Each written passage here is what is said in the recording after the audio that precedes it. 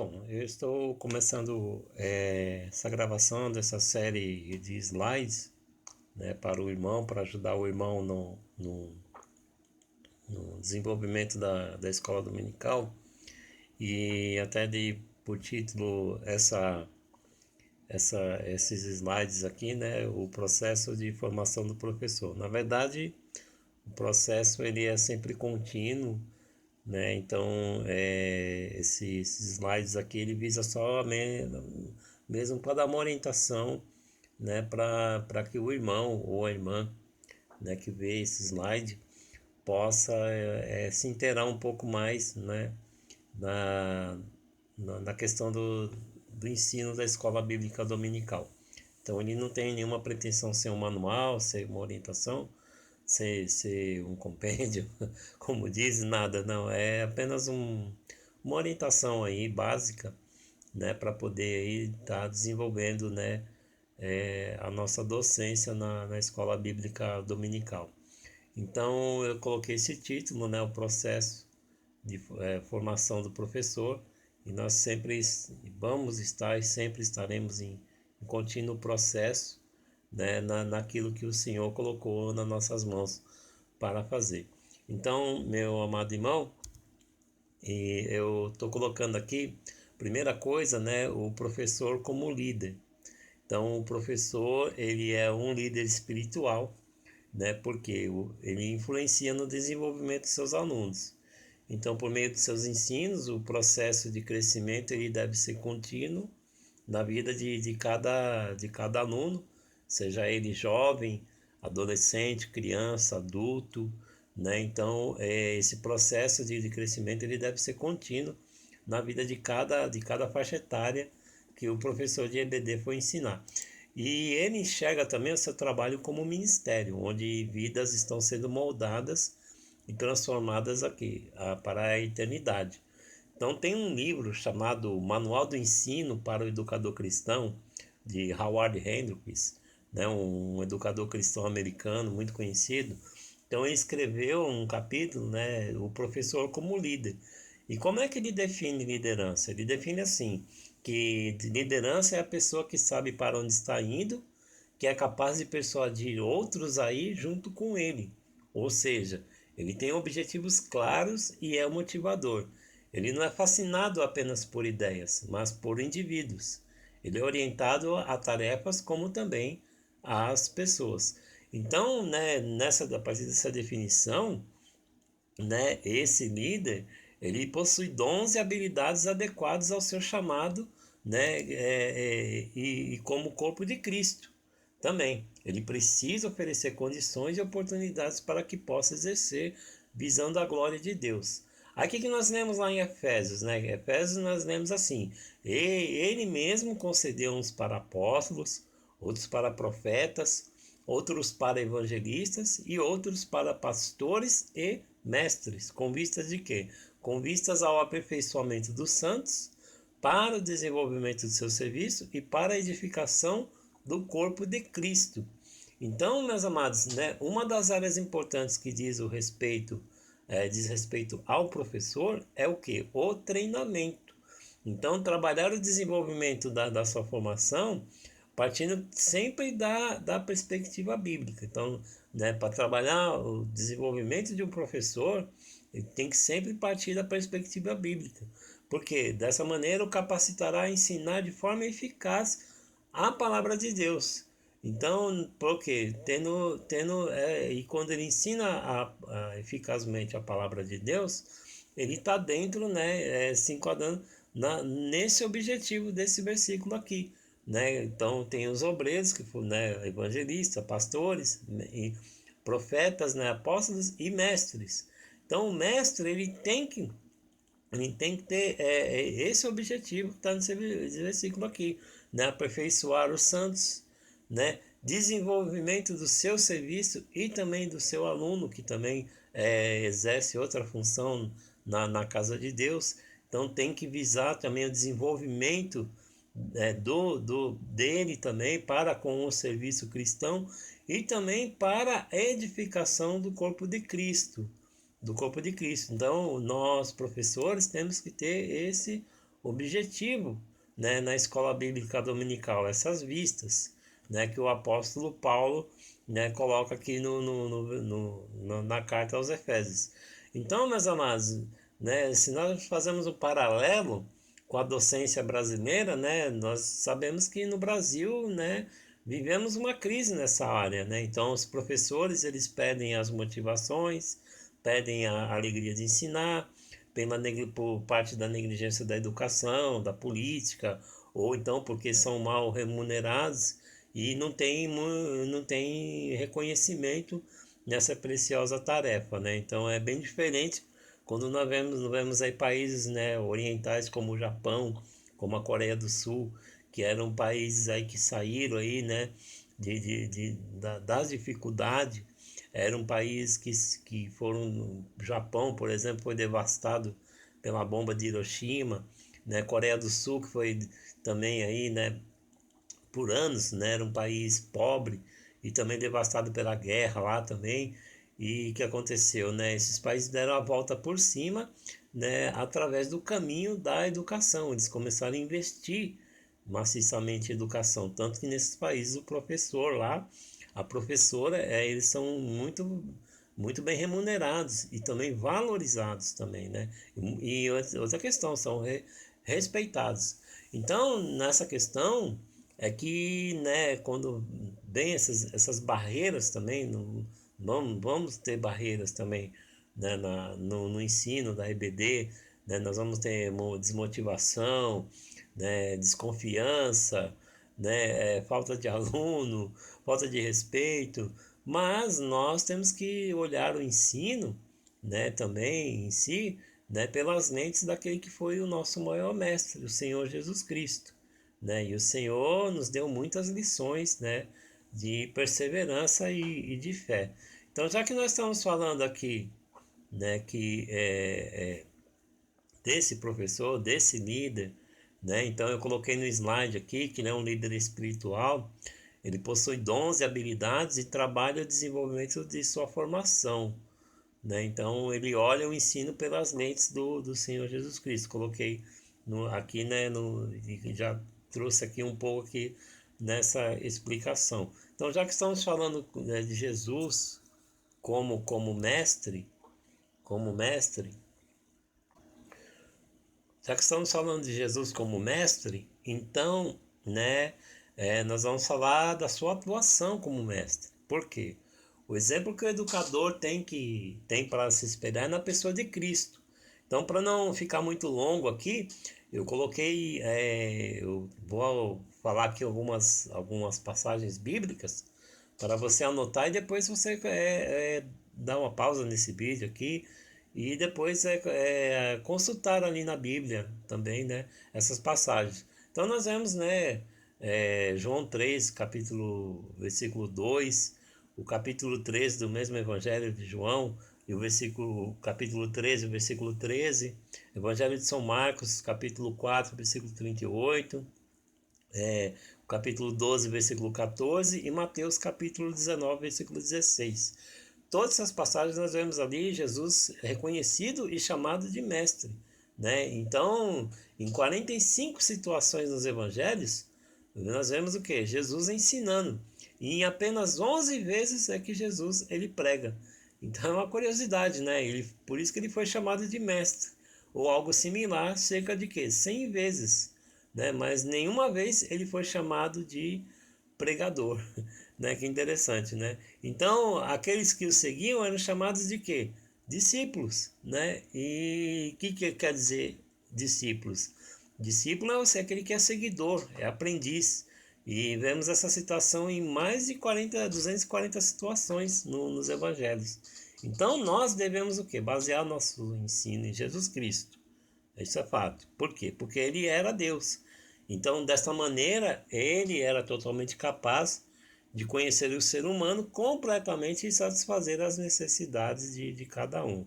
E todos nós, né, mesmo com as nossas limitações, podemos nos beneficiar do seu exemplo, aprendendo com suas lições e buscando imitá-lo. Uma coisa aqui que eu coloquei no slide também, Jesus ele era o quê? Ele era coerente. Ele nunca realizou algo que fosse contra os seus ensinos. Então, o que, que ele sabia muito bem fazer? Ele unia o saber e o fazer. Né? Depois você abra lá em Mateus capítulo 5, versículo 36, e também o capítulo 7, 24 e 27. Então, Jesus, nós vemos ali nessas passagens que ele nunca se contradiz. Então, todos os seus ensinamentos era de acordo com a sua prática, né? Isso nós vemos lá em João capítulo 7, versículo 15 ao 17.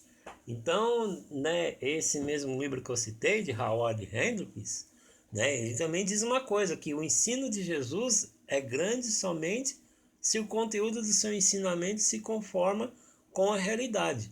Então, um mestre criativo que ensina falsidade não é um grande mestre. Né? Um mestre medíocre que lida inadequadamente com a verdade não se torna grande só porque tenta confrontar grandes questões.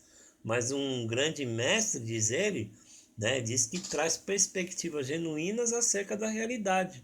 E há que a sementeira para o verdadeiro ensino, né? Há o ensino de Jeová, né? O ensino de Deus, né? Se Jesus não fosse quem reivindicava ser, então ele não era o quê? Um bom mestre, né? Segundo, né, o autor desse livro escreve nesse livro que eu citei. Outra coisa, Jesus ele era o quê? Orientado à realidade. Então ele não se ajustava ao status quo, né? Ele não se ajustava. Então todos os seus ensinos, né, aconteceram nas situações da vida cotidiana. Né? Os irmãos podem ver Marcos capítulo 12, versículo 13 ao 17, e também as parábolas, né? Quantos exemplos ele usou ali, cotidiano, né? Falando das parábolas ali, ensinando por parábolas. Então, assuntos como vida, morte, céu, inferno, dinheiro, oração, preocupação e crianças faziam parte do seu currículo. Então, suas aulas não envolviam escrever sobre algo. Não era isso, não que isso não seja errado, né? Mas que seus ensinos levassem seus seguidores a decidirem, a fazer escolhas que transformariam sua vida completamente. Então, Jesus ele era gentil com o desgraçado, ele era paciente com os inquiridores honestos, né? E humilde e diante dos céus, mas ele insultou os respeitáveis clérigos, né? Os doutores da lei, ao chamá-los de quê? De hipócritas. Ele se referiu ao rei Herodes, né? Como é que ele se referiu ao rei Herodes, né? Ele chamou o rei Herodes de aquela raposa. Ele ia às festas em companhia de gente, né, que era da ralé, né, e era considerado como comilão e bebedor de vinho, amigo dos publicanos. Mas também ele curava doenças utilizando quaisquer meios disponíveis à mão, como uma casualidade chocante na questão dos porcos e propriedade de outras pessoas, né? Então, meus amados irmãos, Jesus, isso nós vemos que ele era orientado à realidade, né? E o professor também ele tem que ser orientado à sua realidade, né? Ele tem que trazer também a questão do lado teológico, e nós também temos que procurar também, né, passar os nossos ensinamentos de uma maneira realista, que o nosso aluno possa entender, tanto aquele, né, que é mais letrado, como aquele que não é, né, possa estar entendendo, né, o que nós queremos passar. Então, nós temos que usar aí, né, outros métodos didáticos, visuais, né, também exemplos, né, para poder aí tá fazendo um paralelismo com a lição também, né? Muita teologia, muita explicação. Às vezes eu também, né, eu me pego fazendo isso, né? Mas eu tenho que ter um equilíbrio ali, né? Eu tenho que só eu muito explicar ali também vai ficar muito, como é que diz assim, muito maçante, muito cansativa a aula. Então, trazer muitos termos técnicos ali também, aí aquela pessoa, aquele irmãozinho não vai entender muito. Então, tem que saber dosar, tem que saber ter um equilíbrio. E nós sabemos que os escritos da Bíblia foram escritos há muito tempo atrás, né? Mas são escritos atuais. Então, nós temos que trazer os ensinamentos dali e trazer para os nossos, né? Para a nossa atualidade. Bom, prosseguindo aqui, Jesus também, ele era relacional. Então, se nós formos ver, Jesus, seu coração pulsava pelos indivíduos, né? Então, o seu ensino tomou a forma de sala ambulante com interação máxima entre professor e aluno. Então, os relacionamentos de Jesus mostraram o que? A importância, as necessidades pessoais em nível profundo. Né? Jesus ele construía pontes em vez de muro. Nós temos que fazer isso também, construir pontes ao invés de muros. Né? Quantos professores já vimos passar por nossas vidas, né? Carrancudos, sisudos, iam lá, só falavam da aula, só cantavam a aula, não deixava nenhum aluno participar, por exemplo, ou nem deixar fazer uma pergunta, ou não respondia a pergunta daquele aluno, né? E no final da aula, terminava a aula ali, eram os alunos para um lado, o professor de um outro. Então, assim, nós não devemos, né, construir essas muralhas, nós somos construtores de pontes, né, de pontes, somos um professor de escola dominical, ele é um professor relacional, ele tem que conhecer os seus alunos, ele tem que conversar com os seus alunos, né? Tem que ter um momento de comunhão com os seus alunos e também com, lógico, com a liderança, com o pastor, com os obreiros, enfim, com todos. Então, por exemplo, na história da mulher samaritana, Jesus ele via além da aparência e comportamento. O que ele enxergava ali? Ele enxergava o coração. Então, a situação do preconceito existente entre judeus e samaritanos, a maneira como aquela mulher vivia e era vista pelos outros, nada disso foi empecilho para Cristo se aproximar e transformá-la completamente. É vergonhoso, irmão. Temos um educador cristão, um professor, um sedizente professor da escola bíblica dominical, fazer acepção de pessoas. É muito vergonhoso. Mas o que vemos aqui em Jesus, que de no exemplo lá da mulher samaritana, ela de pecadora perdida, ela que se tornou o quê? Uma missionária redimida, pois imediatamente foi falar o quê? Foi falar aos outros o que ele tinha feito em sua vida. Né? Isso nós vemos lá em João capítulo 4, né? Então Jesus ele ministrava e ajudava as pessoas a partir do que elas tinham. Então perguntas, enfermidades, ansiedades, tudo isso, né, era motivo para ele ensinar e ajudar as pessoas. E ele sabia ouvir e como ninguém as levava a falar. Né? Então o professor ele tem que ter essa percepção, saber ouvir, né, e saber conduzir ali o aluno a falar também, né, a se expressar na aula. Então, diante de cada problema, Cristo ele não apenas resolvia para elas, mas com elas. Elas participavam no processo. Então, o aluno, o que eu aprendo também, né, e isso vale para mim, que o aluno ele tem que participar, ser participante no processo de aprendizagem, né? Então, portanto, é de suma importância que o educador siga seus passos e o imite, né? Qualquer mestre só é capaz de viver isso se tiver um forte senso de missão em sua vida. Então, meus amados, eu coloquei aqui, né, um desafio para o educador cristão. Né? Quais são os desafios? Né? Eu comi o i aqui no slide aqui. Desafios para o educador cristão. Não, é desafios para o educador cristão. Os irmãos me perdoem a grafia. O erro de grafia aqui. Então, meus amados, nós professores, né, primeiramente nós vamos ter que dar contas a Deus. Né? Então, os desafios para os educadores são grandes. Né? Então, há várias considerações para nós pensarmos a respeito da postura, da atuação e pessoa do professor. Porque os professores eles vão ter que dar conta a Deus. O que diz lá em Tiago, capítulo 3, e o versículo 1? Eu vou abrir aqui rapidamente aqui, porque isso vale também para esse que está falando aqui também, né? Então, Tiago, capítulo 3, versículo 1, vai dizer aqui, ó, meus irmãos, muitos de vós não sejam mestres, ou seja, ensinadores, sabendo que receberemos mais duro juízo. É verdade ou não é? É verdade, está na palavra de Deus. Então vemos que os que ensinam serão julgados por Deus com mais rigor por causa do quê? Da responsabilidade que carrega. Então nós carregamos uma responsabilidade.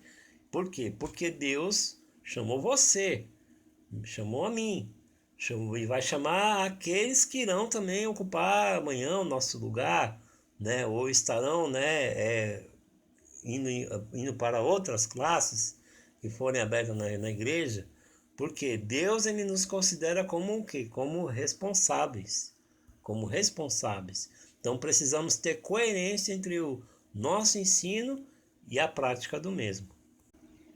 Então os professores eles deviam sempre se preocupar com os alunos, como os alunos respondem ao seu ensino, embora as atividades, as comissões, mesmo os diplomas, né, sejam inegavelmente importantes. O teste da eficiência de um professor é o que? É o desempenho de seus alunos, é o crescimento de seus alunos, é como os alunos estão crescendo, né, no conhecimento da palavra de Deus. Então o enfoque deve estar o que? No resultado das atividades educacionais. Então o professor, né, todo educador, todo professor de EBD, ele é responsável em levar os alunos a aprender. Aí, né, você deve sempre se perguntar o que está sendo ensinado, o que se está aprendendo. Se ensinar é fazer com que outros aprendam, então a preocupação deve sempre ser: meus alunos estão aprendendo o quê? Eles estão aprendendo a palavra de Deus, eles estão indo lá todas as manhãs, aprendendo a palavra, o que está ali na lição, ou eu estou enrolando eles, enchendo linguiça lá, desculpa o termo, né, contando história da carochinha, ou eles estão aprendendo coisas que eu estou falando, né, do meu dia a dia, do meu testemunho. Nós temos que fazer essa pergunta, né?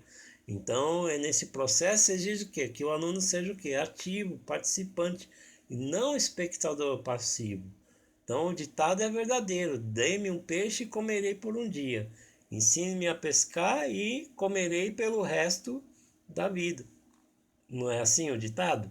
Então, o professor cristão tem que oferecer um ambiente, né, onde o aluno, né, onde o aluno tenha liberdade para se expressar, mas seja encorajado a fazer perguntas relacionadas à vida. Eu coloquei no slide aqui, né?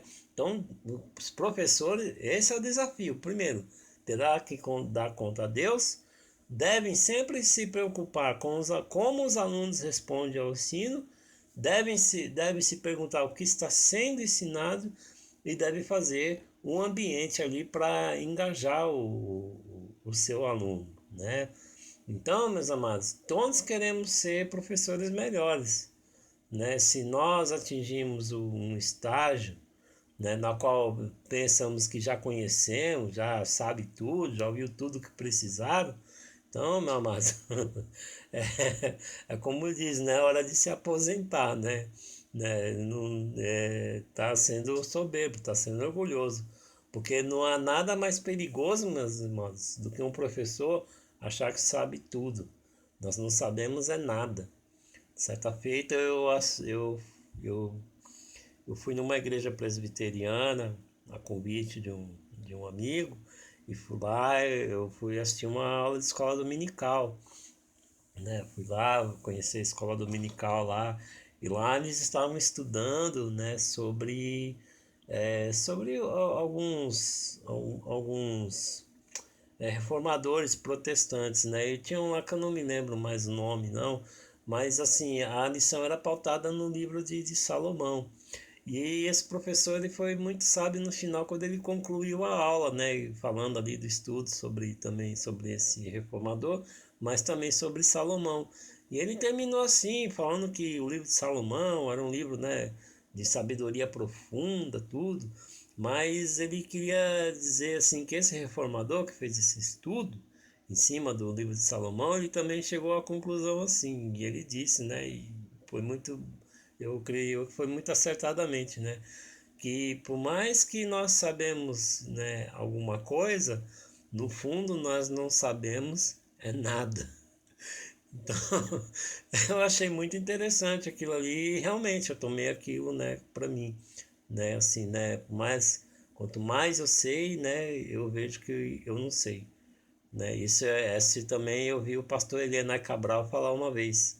E olha que ele tem uma biblioteca aí, é invejável desse homem, desse pastor, né? Mais de, acho que, sei lá, acho que 15 mil livros que ele tem na biblioteca. Mas uma vez eu vi numa preleção dele que ele falava assim, ele ama ler livros, né? O pastor, e eu tenho ele também como uma referência. E esse pastor ele dizia assim que quanto mais ele lia, né, mais ele sabia, mas ele chegava à conclusão que quanto mais ele sabia, mais ele via que ele não sabia era nada, porque o conhecimento de Deus, né, acerca de Deus é vasto, é infinito.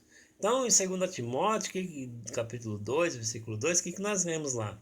Né? E o que da minha parte ouvistes através de muitas testemunhas, isso mesmo transmite a homens fiéis e também idôneos para instruir a outros, né? Então, para instruir, porque essa é uma verdade, né? Jesus ele disse: o discípulo não está acima de seu mestre, né? Todo aquele que porém for bem instruído será como seu mestre. Então, isso é um fato. De certo modo, os alunos se tornarão parecidos com seus mestres, né? Como está em Tiago capítulo 3, versículo 1, e 1 Coríntios capítulo 11, versículo 1. Então não devemos nunca nos contentar com algo menor que o quê? Que a maturidade de Cristo. Amém, meu querido irmão? Então, findo aqui, né, esse primeiro slide aqui, é mais uma questão para nós, né, refletirmos também, né, um pouco essa questão, e também, né, para quem está iniciando também, né, na educação cristã. É uma coisa para nós aí, estamos sempre refletindo, né? E sempre levando o nosso aprendizado com humildade, com sobriedade, né? Sem soberba, sem orgulho, né? Que nada mais nós somos do que um instrumento, né? Nas mãos de Deus. Então, se Deus ele concedeu a oportunidade a você a estar à frente da escola dominical, independente da classe, né? Considere isso que o Senhor ele viu uma condição em você e confia que você fará, né, essa tarefa com esmero e com fidelidade. Amém? Então vamos para o próximo slide.